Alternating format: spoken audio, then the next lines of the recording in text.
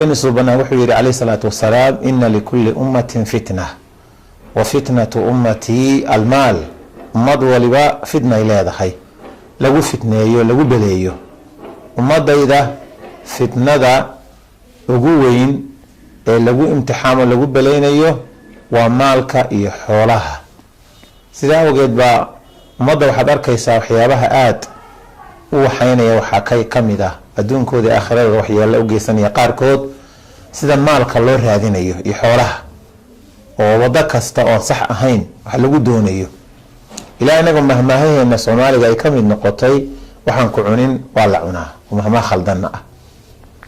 sida awgeed baa qofka adduunkan xaqiisi uu lumo oo waaya oo mesela xatooyo iyo tuugo wax laga qaato oo sida ku waaya ama laga boobo dhulkiisi la boobo beertiisi la boobo maalkiisi xoog laga qaado maxaan ku yiraahdaa tuugo iyo xatooyo laga qaato ama khiyaamo laga qaato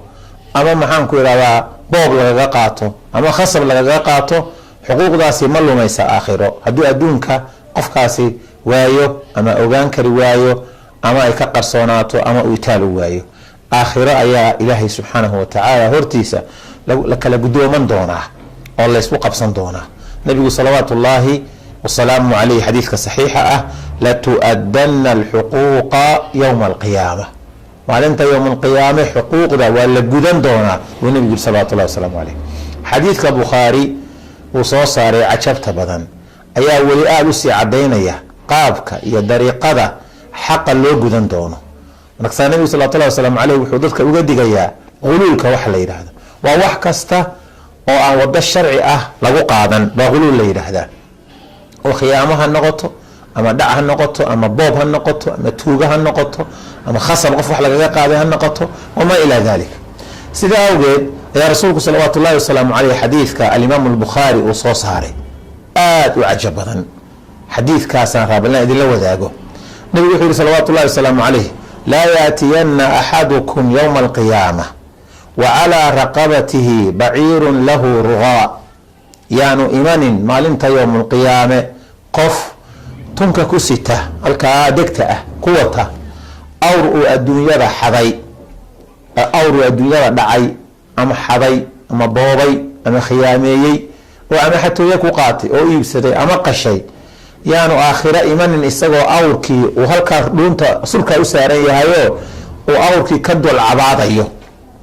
فيقول مركز وقفك أرنا يا رسول الله أغثني يسوى صياتك أوسدة رسولك إله هاي وإيقر قار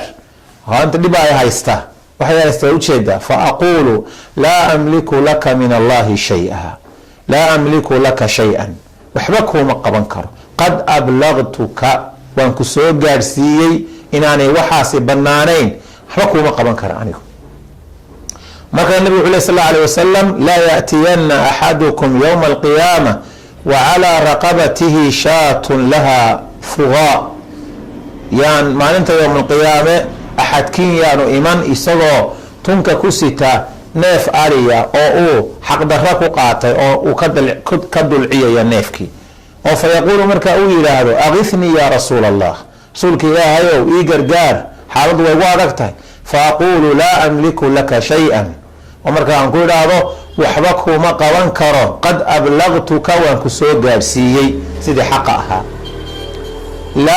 لا يأتين أحدكم يوم القيامة ما أنت يوم القيامة قفكين يانو إيمان وعلى رقبته يسوى أي سركة أسارنتهي فرس له حمحمة فرس كدو العيا كدو القيلنية ومعانك وراء خيامي أما وحضي فيقول يا رسول الله أغثني ومركا يا رسولك إله يوئي قار فأقول لا أملك لك شيئا قد أبلغتك ومركا نراهضه وحبكه ما قبان كره وانكو سوء قار سيانيك وحكاين بنانين أضاء بريري لا يأتين أحدكم يوم القيامة وعلى رقبته رقاع تخفق وأنت يوم القيامة قفكين يعني إيمان إن استغوا صنك كسيتا كيش إيو محان كويدا هرقد إيو وحموال وحضي وحكو تشيران سوغور تنك كسيتا فيقول يا رسول الله فأغيثني رسولك إلهي وإيقر قار faaqulu laa amliku laka shay-an qad ablagtuka, oon idhaahdo waxba kuuma qaban karo anigu waan ku soo gaarsiiyey. laa yaatiyanna axadukum wacalaa raqabatihi saamitun, yaanu imanin qofkiin isagoo surka iyo tunka ku sita maalinta yowm alqiyaame saamitun, wax aamusan.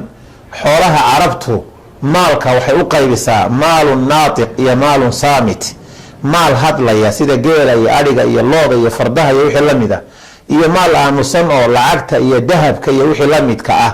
iyo alaabada.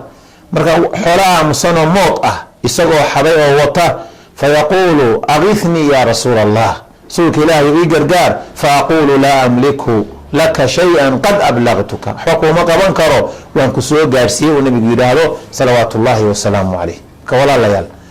xadiidkaas waa xadiid aada u cajab badan. adduunyada tan wixii dayacma ee qofka ka luma aakhiruu helayaa hadduu adduunka waayo wixii hanti ahaa ee laga qaaday. qof walooba adduunka intaad joogtid is-ilaali, bani aadamka naftooda iyo maalkooda iyo hantidooda, dhiigooda iyo dhaqankooda iska ilaali. intaasaan kusoo ururinaya.